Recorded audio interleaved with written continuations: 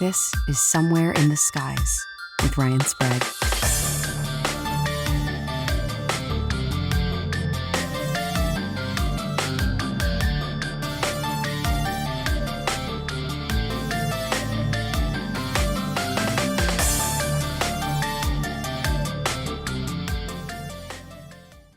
Welcome, everyone, to Somewhere in the Skies, and we have a very special guest with us today. Unlike any guest we've ever had on the show, to my knowledge, I don't think we've ever had a professional musician out there cutting albums and making music come on the show. But that's not the only reason he's here tonight as well. He's going to be sharing some experiences that he's had with topics that we've covered on the show plenty of times before, but not in this light. I'm so excited to welcome to the show for the very first time, Christopher Wells. Chris, thank you so much for joining me today, man.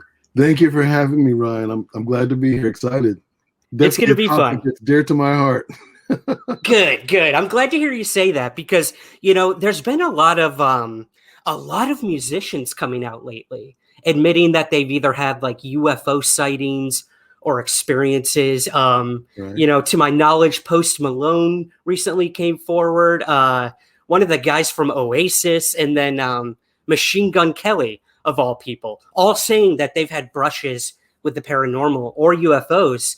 And when I heard your album and then found out that, oh my gosh, this guy's an experiencer, I knew I had to have you on. So we're definitely going to dive into a lot of different things tonight. But I want to talk about the album first and foremost, that recently dropped of yours with your band, the Neverlutionaries. So before we do that, could you give us maybe the origin story of how you first got interested in music, maybe a little about your musical journey, and what led you to pick up the instruments? Oh, wow.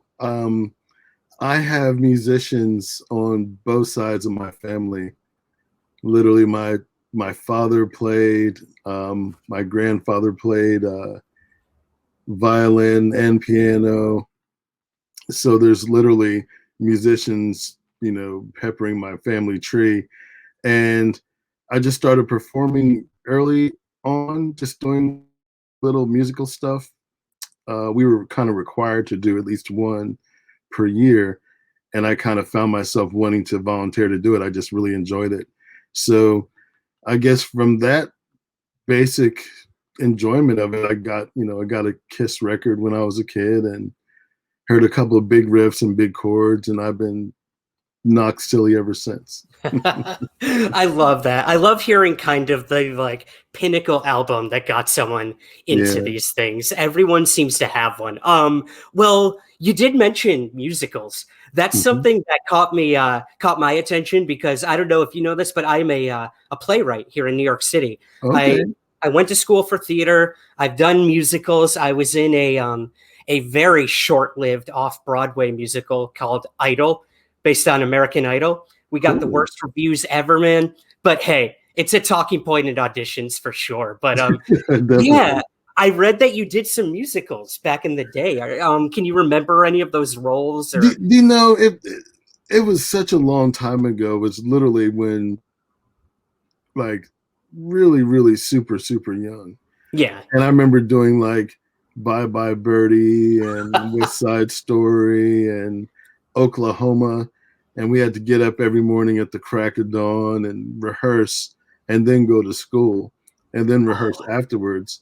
But I loved it so much. And it was it never seemed like work to me. I never got nervous. It just seemed very easy, almost too easy, you know? And that's so cool. Yeah. I guess from there, I just got into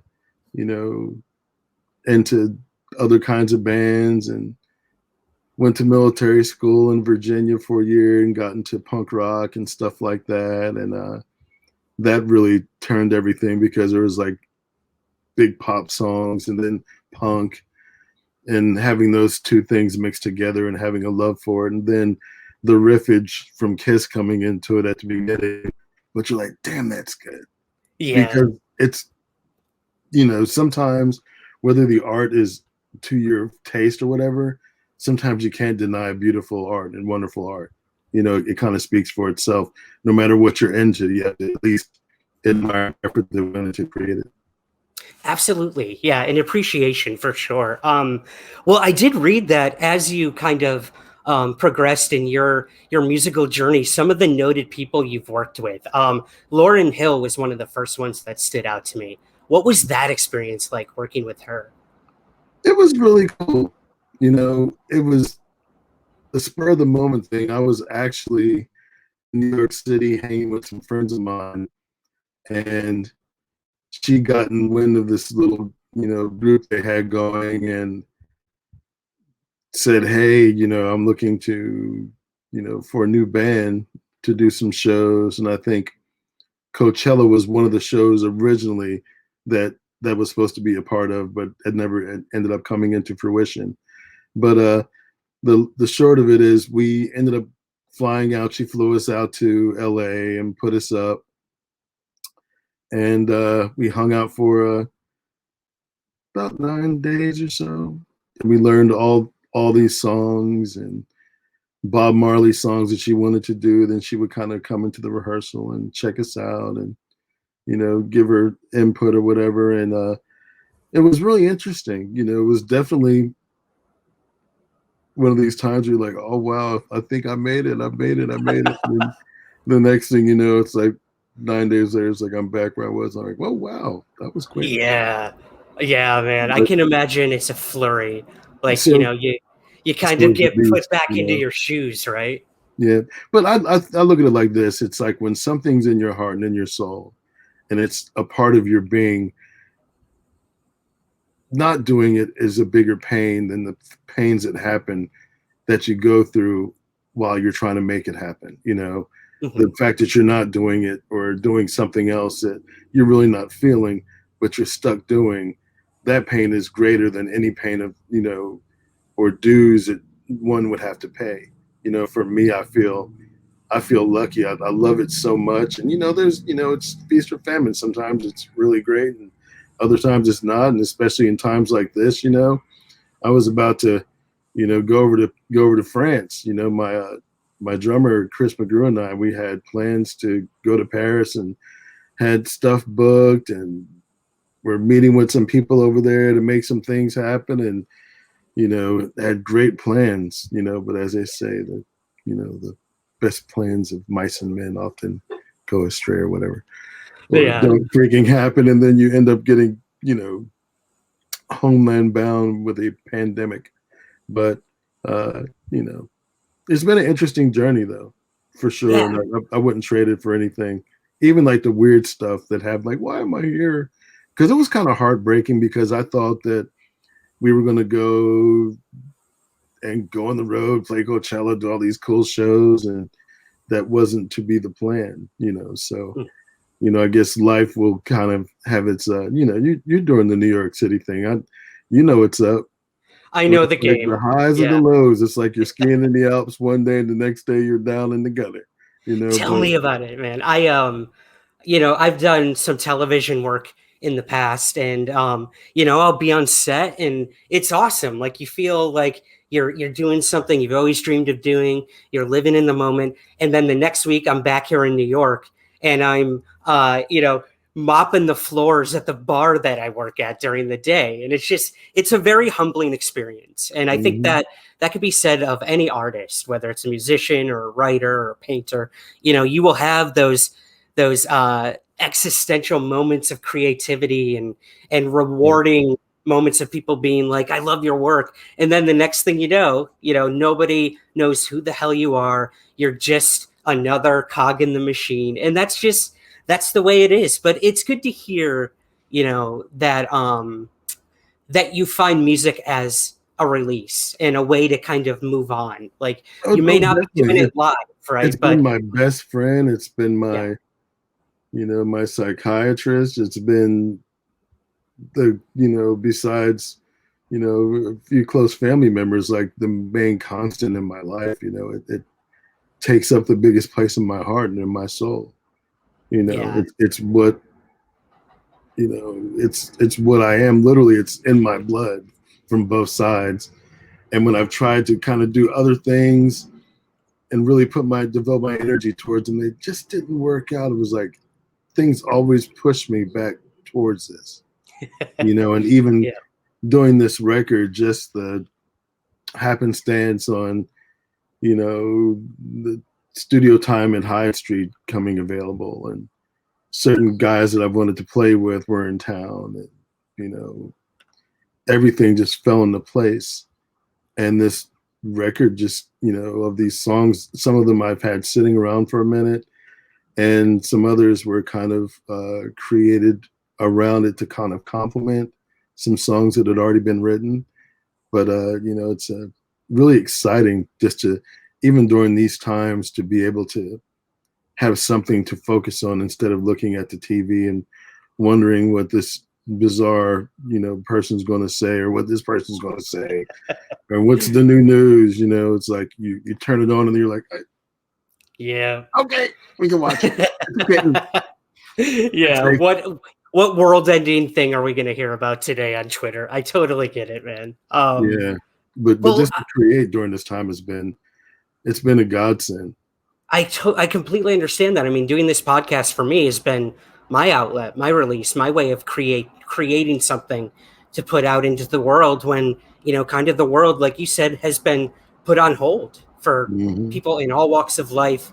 And it's an incredible time to be living in good and bad ways. But Definitely. let's talk about the album. Cool. Could you tell us a little about the process of making the album? You mentioned where you did the recording. I'd love to hear more about that. And what kind of makes up the band, the Neverlutionaries? I love the name first and foremost. But tell us a little about the history of the band and how the album came to be, if you don't mind. Okay, well, essentially the history of the band, most of the parts on the record were, except for the drums, which were played by Chris McGrew and Nick Baglio. Most of the other parts I did myself. On a couple of the tracks, namely Ariana, I had Ryan Hickey, who's an awesome pianist, add his piano vibe to it, and also Johnny Extell played guitar on it. And I had my buddy Kenny Olson, who's played with a bunch of people from George Clinton to Kid Rock. He plays with a bunch of folks, but he played a lead on something. And so it's essentially me having these songs around and really wanting to get them out, and then having these awesome players that could kind of add their bit of their energy and their vibe to it to kind of make it a little, push it to another place that necessarily my energy may have not have taken it to, So like what, Kenny brings to it, his vibe is different than mine. And so it's a nice little surprise when everything comes together so nicely. But most of it's me. And recorded it at Hyde Street, Studio C, aka Wally's Hideout, where back in the day, that's where the Grateful Dead would go and do their records. And, they would hole up there because they felt it was like one of their recording homes away from home, per se. And just the amount of amazing energy and the amount of awesome artists that have recorded there. It's a very hallowed and sacred, it's like a musical church of sorts. You can just walk through the halls and you can just feel like, like the Dead Kennedys recorded there, and Crosby, Stills and Nash, and, Digital Underground, Right. Michael Franti, Green Day, just through all different times. It's been a constant there, and just to be kind of able to record at such a historical place that I also was recording there with my friends. And literally everyone that worked on this record, it wasn't like I got some hey, session guy over here. They were people that I cared about and I have love for. So you're getting so much more on that, Right. They care about your product. Exactly. They have an investment in it because they have a relationship. I get that. I would tend to I guess presume that some musicians who go into a studio with, someone on keyboards they've never met in their life, but is there for a paycheck. Like they're not going to give it what you really want. Am I correct in assuming that? No, it really depends on the caliber of musician you're dealing with. If you're dealing with a professional, you've been in, the theater game, Yeah. and just doing a podcast. When you're that person, you have to bring it regardless. And it's like I played shows in front of three people and then 30,000 people. And I play the same with each show, no matter how many people are there. And I think you can have guys that show up that just bring it, because you can't fake the producer out, because you're not going to get something he wants. And they have you there because they know that you're capable of doing this task and doing it, with a certain level of professionalism and a certain outcome, positive outcome. So you're not going to get too many people in there clowning around. Well, you mentioned Ariana. Now, this is one of the first songs that really stuck out to me on the album. I know it was one of the first singles released, and I loved this description that you've given for the song of being a concept of a dream love. It just sounds so romantic to me. Could you maybe tell us a little about the process of writing that song and what it means to you? Because that one really resonated with me. Oh, I'm glad it did. I guess from a lyrical vibe, I was thinking about just if I met my soulmate, what would she look like? What would her voice sound like? What would her energy be like? When I got into like almost a meditation of that feeling and how to take that feeling and translate it into sound. So I wanted the guitars to be swirly and almost dreamlike. So I used an EBow, which is a guitar effect that you hold over the guitar strings and it vibrates. It makes the string oscillate, so you can actually hold a note on it, like it's like a little violin noise. A lot of really cool songs that it's been used on that you probably love. But that helped me mimic the swirly kind of feeling and a nice bouncy kind of bass line. It was just kind of laid back and grooving. And then Chris McGrew put this really laid back, kind of carefree in the pocket beat to it that just kind of makes it really, really flow. And that was that was definitely a moment. That was one of the first songs we tracked, actually, because I'm usually at the core of me, I'm a rock guy. I love the big guitars and stuff, but I've always been a sucker for a really awesome ballad that's done well and that's tactful and that that gets to the point of making you feel. That's the beauty of it. Yeah, and you're right. That it was definitely one of the more ballad-esque songs, I would say, on the album. But that's what I like about this LP, Chris. Is it's all over the place in a good way. Some albums, if it's a concept album, boom, you've got like a story front to back. Some, like, the style is exactly the same every song, which is fine. It's okay. There's a place for that. But with this one, man, I mean, you had a little of something in every song in a different style. It was so refreshing, especially right now, man. I mean, we're living in this world where everything's like standing still and mundane and kind of, you can kind of predict what the day's going to be like. But I remember putting your album on when your producers were so kind to send it to me. And every song I was like ready for something new. So you're That's right. There were some, yeah. What were the other, Ticking Away and Everybody's Losing Their Minds were the other two that really stuck out to me. So I highly suggest all of my viewers and listeners check out those songs on the album as well. Not to cut you off, ironically, Everybody's Losing Their Minds was written before the pandemic. That was a question I was going to just to let everyone know, because that would be kind of artistically irresponsible, I think. I mean, I was kind of juggling with it, making it the first single instead of Ariana, but I figured Ariana had such a universal appeal to it and just a nice vibey, way to kind of come into things, that we can get funky with it later, but for now, let's kind of ease into it. Right. That's definitely what it did for me. And I mean, some of the guitar riffs you had throughout were awesome. And your voice, man, I can tell you come from a musical background because your vibrato is insane. That's my musical theater coming out in me right now. But Thank you. yeah, it was awesome. Well, I wanted to ask you about Ariana, the idea of dreams. I also, in doing a little research on you, Ariana being a song about dreams, there was something else that really stuck out to me about dreams in an article that I read about you. I believe it was for a tattoo website. And it was about one of the tattoos you got from a dream you had. Would you be willing to maybe share a little about that with me? I find that fascinating. Yes, I had this interesting dream where I guess it was me in the future because I was a lot older and I was on this mountain and there was lightning and all this stuff around me. And I guess at the time, from what I can see, it was that triangle with the eye in it.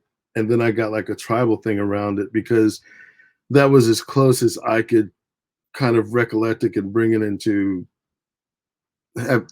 description to have someone do it.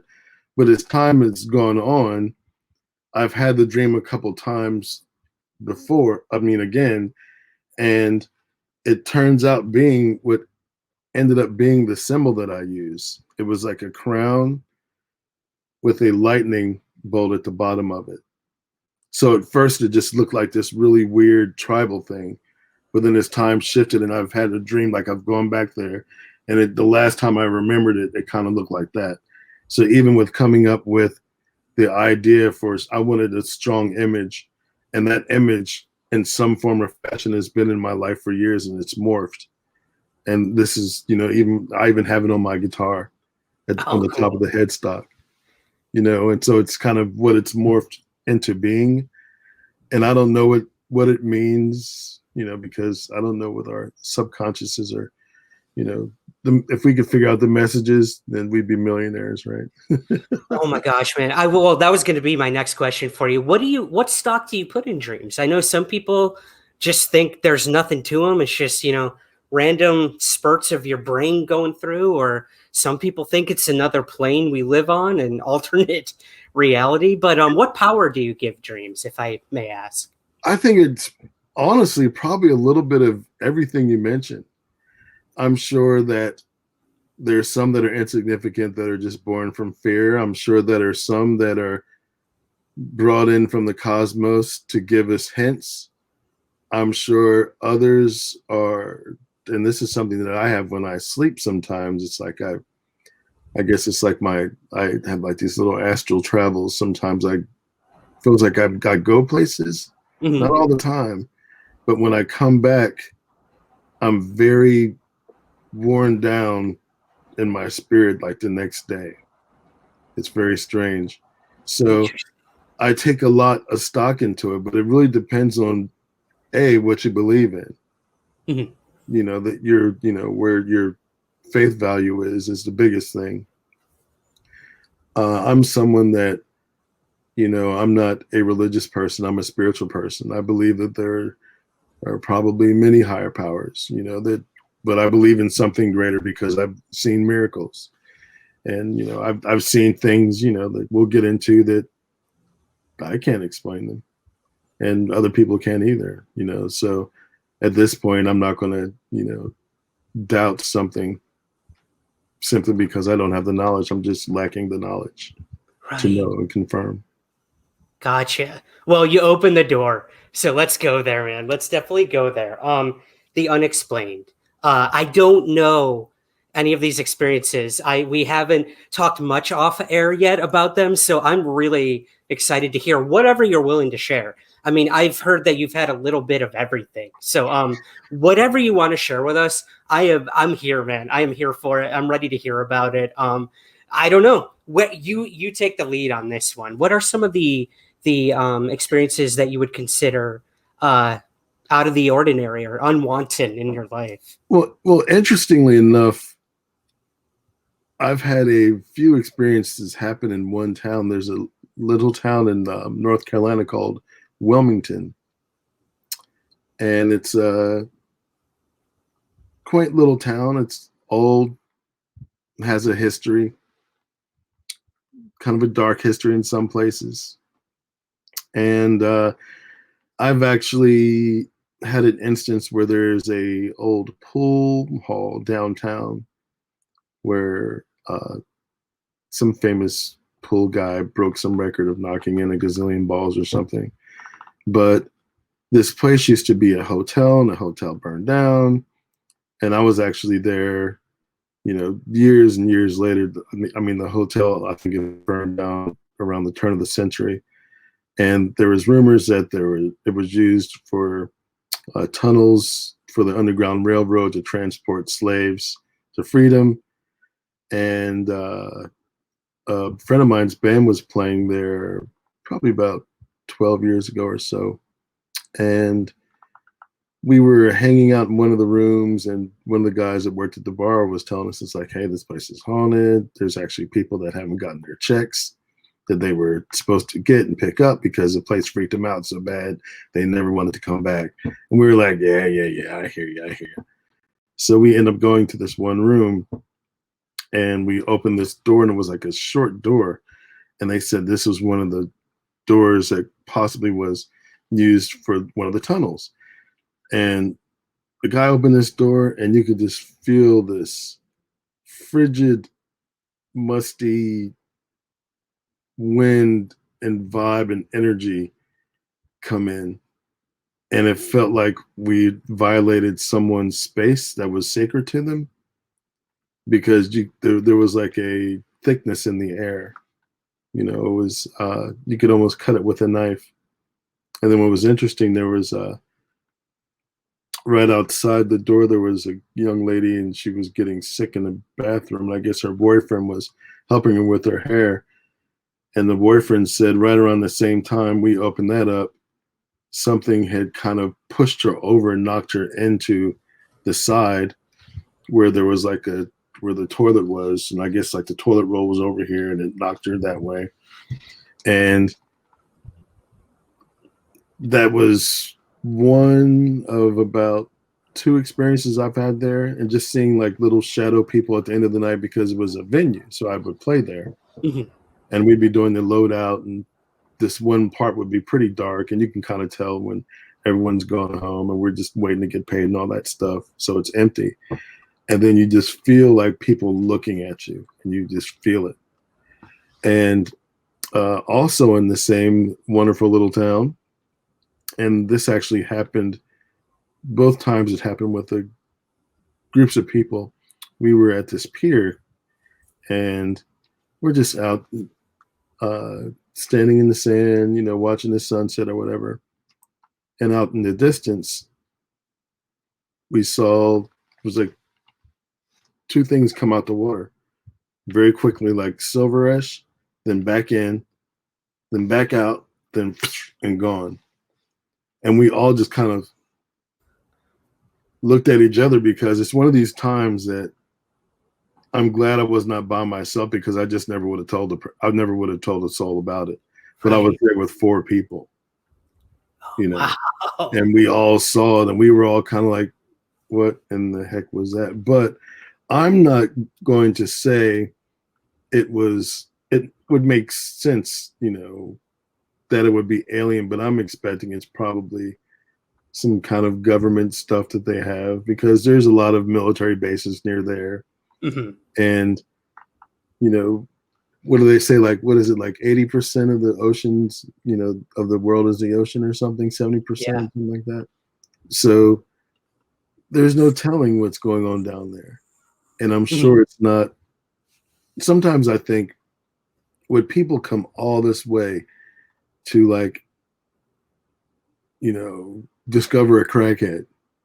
Like they come from like a million years away, like we've traveled far to meet your people, and we find, this guy, little Kenny over here, and little Kenny has a problem, and that's their person that they think, right. So all that being said, it's like, I don't I think it's more of like a dimensional thing where Yeah, the yeah. rifts in time, like places like the Bermuda Triangle that have high like kind of super strong magnetic pulses or something, and Mhm. that might cause a optimal positioning for something to appear that needs that to do its thing.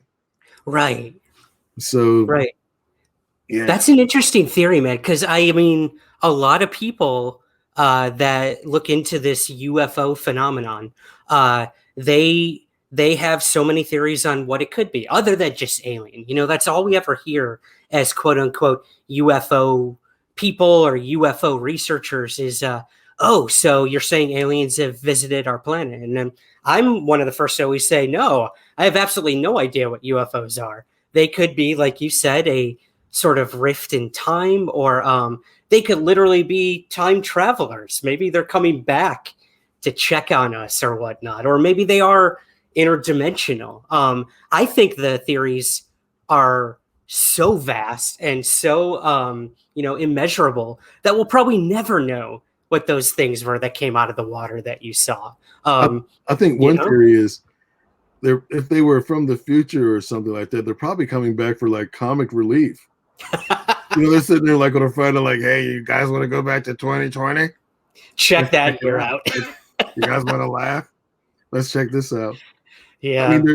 there's so much out there, and like even uh, I was in Virginia about 4 or 5 years ago, and my girlfriend and I were riding on Shore Drive, which is right next to the bay, and it's about 10 o'clock at night. So I'm driving, and it's pretty much the road, then some beach houses, the beach, and then the bay. So I'm looking to the left towards the bay, and I see this huge orange orb, and I didn't say anything at first. I just kind of looked and was like, oh, okay, I'm tripping. I didn't see that. And then I looked again, and then I asked her, I said, hey, do you see that? You mean that big orange thing over there? It's like, yeah. And at first I thought it might have been the sunset, but it was 10 o'clock at night. And there was no reason for it, was just odd, just really Right. odd. And at this point, for another, idea to be debated over, it's our vanity of ourselves to think that in this whole vast universe that we're the only ones. We're the only ones of this reality. Mhm. But I'm sure there are other things going on. Like when I think about Roswell, and you think about the advances in science that have happened, and you check the timelines on crashes and certain things, and then certain interesting biblical moments that happen in certain pictures. They have like little spaceships and stuff like Mhm. that, and even in cave drawings and stuff, there's like little dudes with little helmets on and little oxygen Right. things, and in the pyramids, there's a dude with he's in the spaceship too. He's just hanging out. Yeah. So maybe there's something, but I can also understand why. Look at the amount of idiots we have here. Just look at what was happening a few weeks ago in our capital.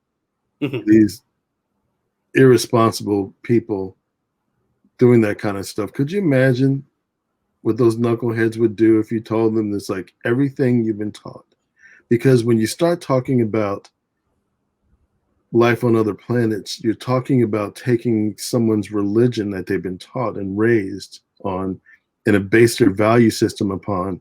And you're talking about taking everything they believe in Mhm. and breaking it in half Right. and then giving it back to them and asking them how it feels for it to be broken.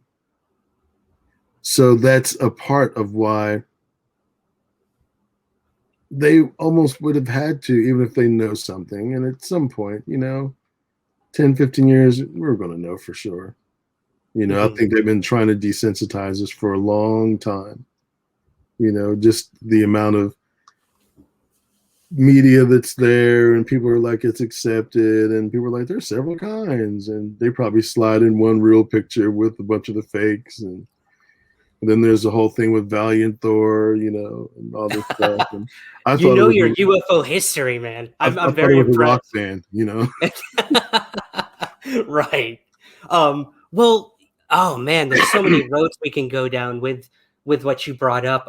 But I love that hypothetical question of what would happen if we did finally the government comes forward, and I hate saying the government because it's not some monolithic thing. It's hundreds of thousands of people working different jobs and sectors within this government. But let's say the president of the United States comes out and says, "Hey, we're being visited. We've been visited since Roswell happened. We didn't think the public could handle it, so we kind of kept it quiet." You're right. I mean, half the country would be like, "Yay, bring it on," and the other half would be like, "Nuh-uh, like let's It'll be build a just like wall the around the whole elections. world."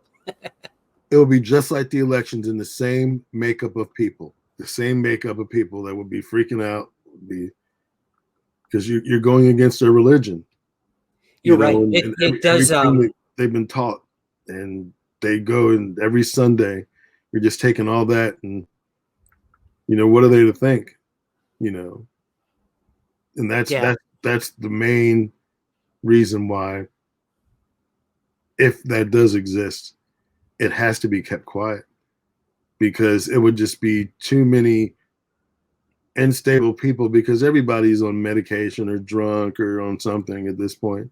Then you just have all these tore up people out there just running around half out of their minds, and someone trying to maintain control over this. It's like the balance would be, well, hey, why don't we just go ahead and get some technology from these people, get some Velcro so Chris's collar can stay up, and some great inventions like that. Right. Or Yeah. just sit there and destroy people's spiritual lives, because that's at the end of the day, that's the biggest responsibility. And I've never really even thought about it until just kind of saying it out loud just now, but it's that would be the biggest thing. It's not like, ooh, are they going to be nice? Will they stink? Do they like music? Can I jam with one? Can I get one to play keyboards in my band? Is one already playing keyboards in my band? No, that kind of things you can kind of go around. But at the end of the day, I don't think people are ready to handle it. Yeah, it's hard, man. It's they say the two biggest questions in life are, why are we here? And are we alone? So either of those questions being answered is going to profoundly change people. It's going to be a paradigm shift that some can probably adapt to, but many probably won't be able to. So I completely agree with you. Well, I guess moving back, if we pull it back into the whole alien UFO thing, abductions.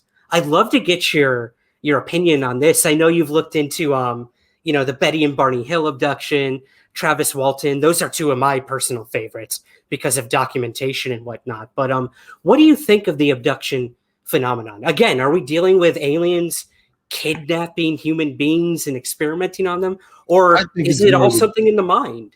I think it's the government, to be honest with you, Really? Okay. doing mind control stuff, because the idea that if they're barbaric enough just to come and just take experience, take people up and put like cigarette burns on people and stuff like that, it's kind of hokey a little bit. So the whole abduction thing sounds a little hokey. I think what's less hokey is like the thing of Eisenhower meeting with the tall whites while he was going to have some dental work in California. Now that Right, makes a right. little bit more sense to me Why is that? well, because that's not someone coming and popping up in your backyard and like, okay, we're going to fly you back up here. I think they would be able to kind of have something worked out where with the government, they would be able to get more than enough people that they could get them to donate themselves and do it for free. rather than having to snatch them up against their will. Yeah. Just throw them some Burger King or something like that, and they'll go up. Right. Think of the ethical, dilemmas with if we did find out aliens have been visiting us and they were doing these abductions, like how do we hold them accountable? These are, the people are not okay with them doing these things to them. So I think I that's can't even too easy. imagine. I think that whole thing is too easy. I think the fact that something probably did crash here. Maybe if it did, but I don't know. Yeah. It's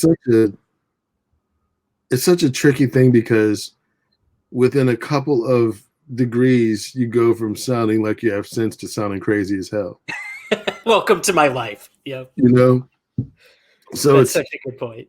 It's really interesting, but just the abduction thing, I'm just kind of like the Travis Walton thing.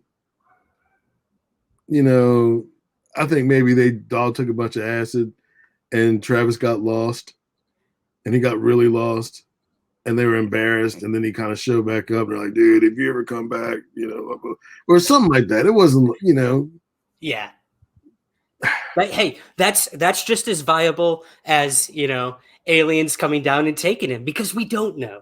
And I think that's a good point to bring up is we can theorize till the end of time about all these things. Will we ever get the answers? Maybe, like you said, maybe we'll get a glimpse of the answer someday. But I'm with you. I'm open to every possibility for UFOs, for supernatural, for cryptids, which is another thing I'd love to get your opinion on, of being anything, because we don't know. I'll tell you what, something I do know.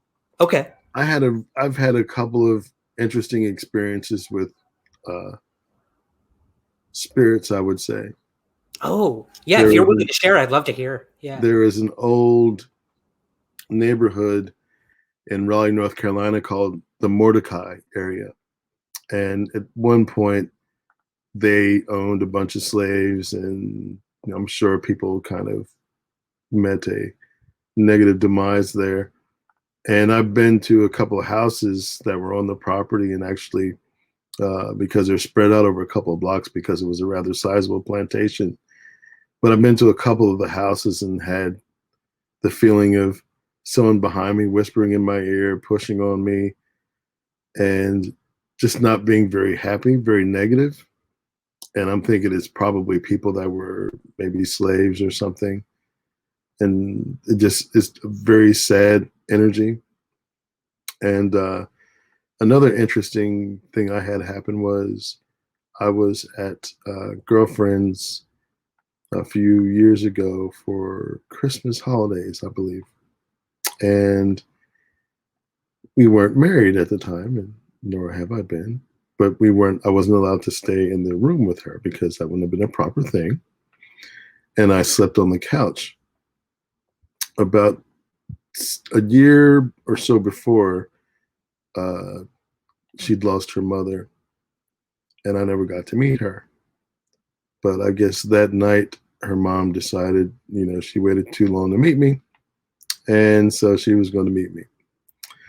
So I'm laying there on the couch, and it's about 3 o'clock in the morning, and I distinctively feel someone above me, and I feel a little cool, and then I hear, "Can you see me? Can you hear me?" And I looked up, and I could see an outline of a person, and I could kind of tell who it was because I'd seen pictures of her mom. And I got up and then went into her room, and I said, "Hey, babe, by chance, were you just in the living room?" And, of course, I'm waking her out of a dead sleep, and she's like, "No, what are you doing?" And man, I slept right there on her at the foot of her. Wow. I slept right there with her because I know what I heard, and it was one of these nights where, I wasn't having cocktails or anything like that. And, it was just so strong. And from what I was told, she would have been, kind of interesting. It would have been kind of weird for someone just to be in the house hanging out, Right. so maybe that kind of, but then the next morning I talked to her father and I told her father what happened. And he went, yeah, she's here. I hear her. Oh, okay. So that was Wow. that. And would that make sense? I mean, some people, I've always been fascinated with that more than anything, just the whole thing of reincarnation and being an old soul. I said some kooky stuff to my mom when I was younger about, being a spy for God and choosing her to be my mother and stuff like that. And stuff that most 4-year-olds just don't kind of just randomly say. Right. So Yeah. That's well, the whole spirit thing. I'd love to know what you personally feel. I mean, are we dealing with the disembodied spirit of an individual? Is this an energy that just seems to stay in the house because she lived there? And yeah, or have we lived these lives before in different vessels? I guess is a way to put it too. You mentioned, you said those things at 4 years old. What 4-year-old does that? Unless they know inherently that they've lived before. Yeah, I guess the overriding question: what are we dealing with when I it comes think to it's these another supernatural? all of the above question, because I Okay. do think that sometimes, just like, for instance, if you're cooking something in the kitchen, like popcorn in the microwave, perfect example, and you burn the crap out of it, it's going to make your kitchen reek. And you could put all the air freshener, incense, whatever, it's still going to be there. I think that energy through experience does the same thing. Like if someone has a very intense experience or leaves this mortal coil in a very odd way that's very intense, then just as that smoke can permeate something, that energy can permeate, and sometimes it repeats itself. Because sometimes I've seen things that are, you could tell they're more what they call residual hauntings, where it's just something that's kind of, you're just catching like a commercial. You're Mhm. just seeing it on a really screwed up television that you didn't know you were watching. Yeah. And but other stuff can be intelligent. And I think that things can be upset and not ready to go, or feel that they still have work to do. And maybe you're given a choice, like a lot of people say they go to the light, but a lot of people, maybe they want to hang here, and they have a place that they loved and they want to go back there, and that's where they were the happiest. I was actually watching a show about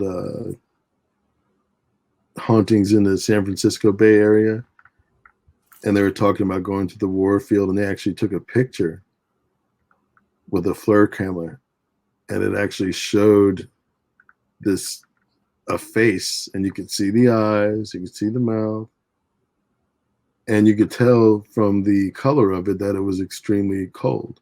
Hmm. And then they went back 3 years later, and they caught the same face again. Ooh.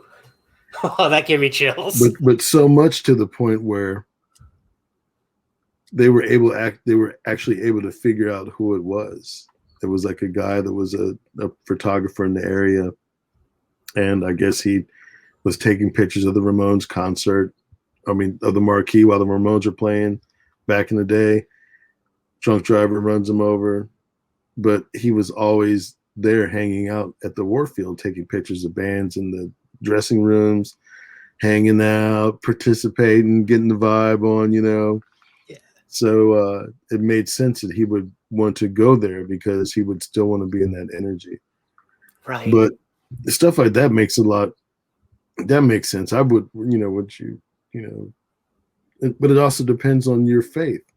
If Yeah. you're someone that doesn't have faith, that's why it's so tricky where this can go, because it all depends on, at the end of the day, what you believe in your belief system. There's some people that are agnostic and think that when you die, it's black and that's it, and that's that.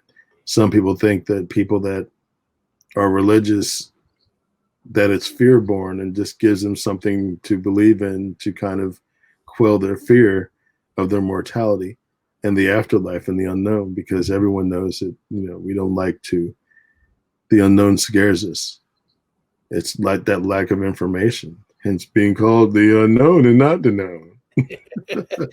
Oh, you're so right. That fear of the unknown, I think, is what keeps people from looking into these things. I mean, Mm-hmm. here in the UFO world I live in, I think a lot of people refuse to accept that it's possible because they don't want it to be, even though scientifically and mathematically, the statistics point to yes, there is other life out there. It's a question of whether it's visited us or not. And is that what these UFOs on our planet represent? But you bring up a good point. It really is the lens, I think, in which you look at these phenomenon through.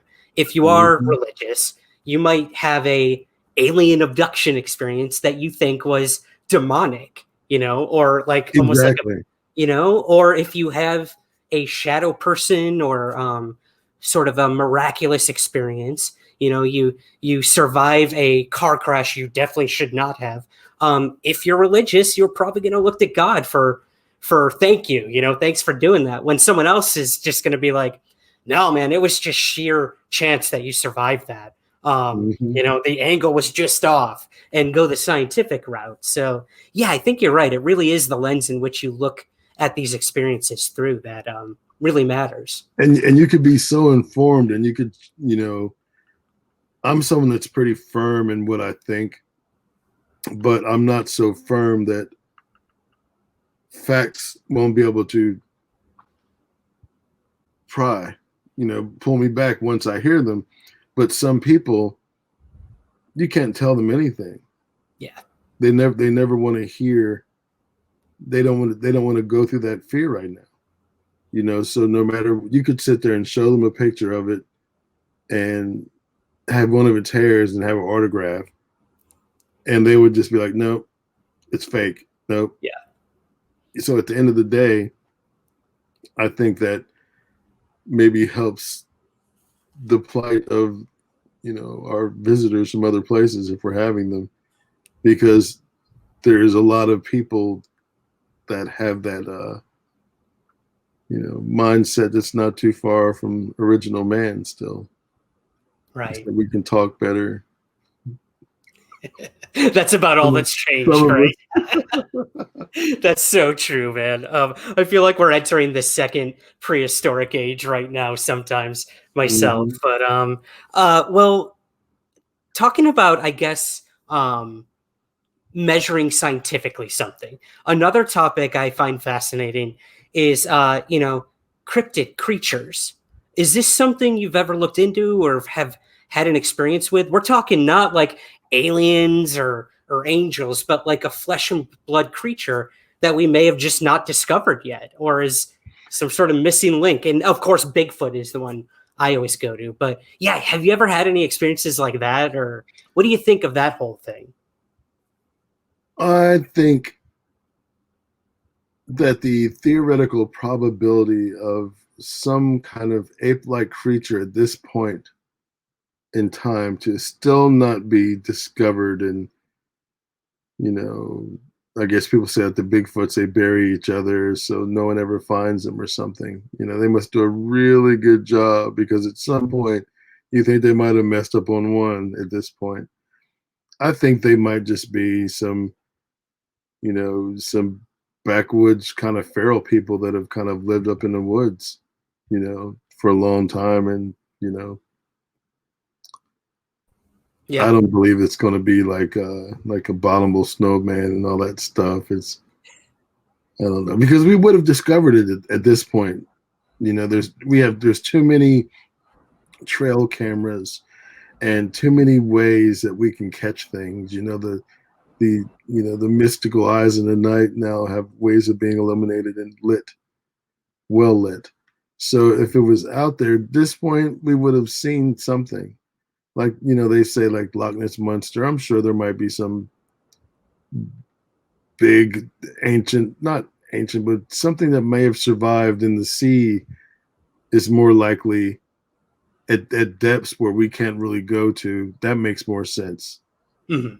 And then just because they're living without oxygen, they might have physical deformities that kind of reflect their atmosphere or, their surroundings.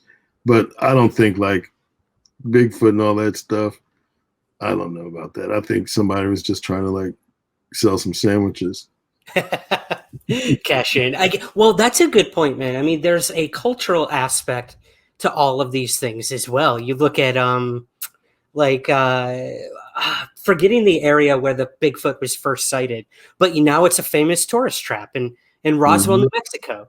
This crash of 1947 is what this town thrives on now. They probably wouldn't have survived the economic downfalls of our country throughout the decades without this one big festival they do every summer that brings like millions of dollars into their town. So, what do Mm-hmm. you make of that whole thing? It seems like each city and each town has a story that's just begging to be told about I these mean, things. it's mankind's, people are greedy at the heart of it Hmm. and will monopolize on anything they can get their hands on.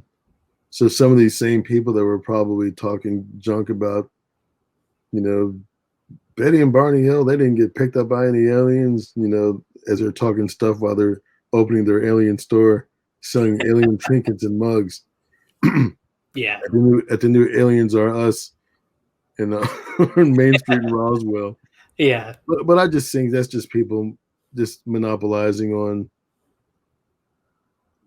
people's fears, and then that goes to discredit it too, but I Yeah. have a feeling that within the next 5 to 6 years, my gut tells me that we will know something more. About what, if I may ask? Everything? No, of No. course not. I would That hope would be not. That would be depressing. Yeah. depressing. Then it'd be boring. Yeah. Very I true. think about just increases in science. Maybe finding underwater creatures would be something. Hmm. Maybe an underwater city might be something interesting. But I don't really think that mankind is at a point where we could handle finding out there's life on other planets and then having that, it's good if we can guess Yeah. and wonder, maybe possibly, the mystery is cool enough, but I think the reality would scare the shit out of most people. I couldn't agree more. I always tell people the journey is what gets it for me. That's why I do this show. I'm not here to answer what happened to you when you say you were on board a craft and experimented on, or what that cylindrical object was coming out of the ocean. I just want to talk about it and like have Mhm. that conversation. So I think you're right, man. I think the technology and the science we have now is just exploded leaps and bounds. I mean, we just landed on Mars again, which was just an incredible historical moment that in our That they told lifetime. us. Yeah, They've been going back and forth there for years. I have a right. feeling that there's like a 10-year lag on when things are discovered and then when they actually release the knowledge to the public. Hmm. Because like I'm sure that the internet just didn't pop up, on your like AT&T plan, just say, hey, what's up, the internet? Oh, wow, this is cool. They had that technology before and they utilized it to the point where they thought it was at a point where it would benefit the whole. And Hmm. at the end of the day, even the powers that be, it's about benefiting the whole at the end of the day, you know. Yeah, And yeah. I luckily, mean, you're so right. At least when it comes to like the military, sort of the idea of the stealth program. mhm, They'd been flying those things over the skies for a decade before we found out about them, just to see if people would see them. That's the point of being that's that stealth, 10-year is thing not I was to. telling you about. See, Exactly, man. Yep. Yeah, I think you're right, and I think there's a lot of suppressed information, whether it comes to UFOs or the supernatural or mind control. We know our government has looked into ESP and telekinesis. Like officially, they've looked into it in the past and tried to use it to their advantage. There's so much out there we probably don't know, and that they don't want us to know yet. Yet, and they're saying put the brakes on. But You what do you know, think? Is there a grand cover up? to bring this back around, there's no grand cover up, but I think the truth would be scary as hell. Yeah. The truth would be scary as hell because there are too many things that the truth would disrupt. Even if the truth was there were, then it's like, now what? Then you have a whole new onset of other issues and other fears that will replace that one you just figured out. So the rabbit hole deepens and deepens and deepens. So I'd say that, I try to keep an open mind and I let the facts lead me to the truth and not my fears. Yeah. And I think for all your listeners out there, if you do the same thing, let your facts take you where you want to go, not your fear. Because fear will take you some crazy ass places. And it's really, it can be a bad thing. Yeah. But then again, also the fear of not being open enough to welcome these changes in the world if they were to be, and welcome these new amazing things that hopefully one day will be commonplace, that we'll be like, living in some space station and races from all over the universe will be hanging out, I love that. When science fiction becomes playing science fact, right? foosball, because I'm sure that's exactly what they'd want to do. Yep. That's the priority. I get it, man. Well, I guess kind of wrapping things up, Chris. Have any of these experiences influenced you in your music, within your lyrics or your compositions? Has anything in your life other than, a love you once had, or we all have those ideas of what makes up a song, but have any of these experiences kind of morphed your and melded into your music? Yes, I think more than something direct, more than just the ideology about the questioning and ticking away. It goes, do you seek the truth? When are you going to? Changes in the air, but does anybody care? That essentially deals with that. It's like, even if you're given the truth, what are you going to do with it? Could you handle it? And so that's how I kind of do it. I would never want to be like, I met an alien named Rob. Alien introduced me to was Gotta be a bit more subtle, right? Yeah. so and it's more of just like the concept of it that will kind of seep in more. But as far as the writing, I'm more about the here and now human experience and the love, because I think if people have love and acceptance, even things that are somewhere in the skies will be welcomed a lot easier. I love that. You couldn't have put it more eloquently. Live in the moment. God, it's an incredible place to be. Even though the world seems in shambles right now, there's beautiful things happening And the all around. shambles were necessary, my friend. Yeah. They had to happen because, unfortunately, society needed a really big mirror to really truly see itself. And the reflection was quite frightening. But now people can get over that frightening reflection and start working on, making a better one that they can live with, that they're not afraid of.